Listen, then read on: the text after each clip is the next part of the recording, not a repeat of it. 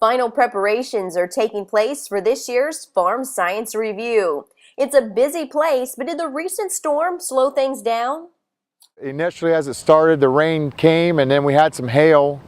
And all I'm thinking about are the soybeans that are out in the field right now that are super dry anyway.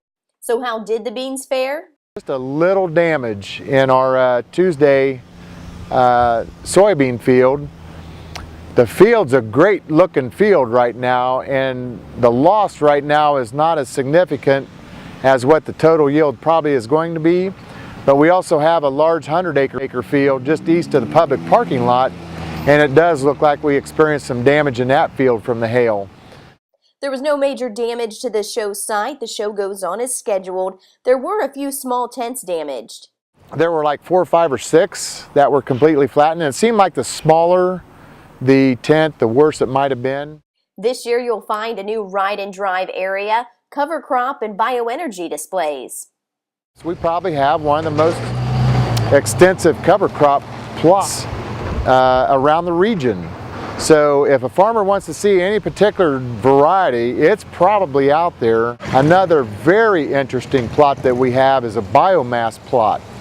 So crops that are used for biomass production or ethanol production, I think farmers will have a great opportunity to see grasses like miscanthus. I mean, how often have you seen miscanthus out in the field? We're definitely putting a little more emphasis in the ride and drive area, and particularly in, we've had Yamaha as an exhibitor, and of course Yamaha is known for their ATVs. And they've had a ride and drive, but we've got American Honda now participating in the ride and drive area.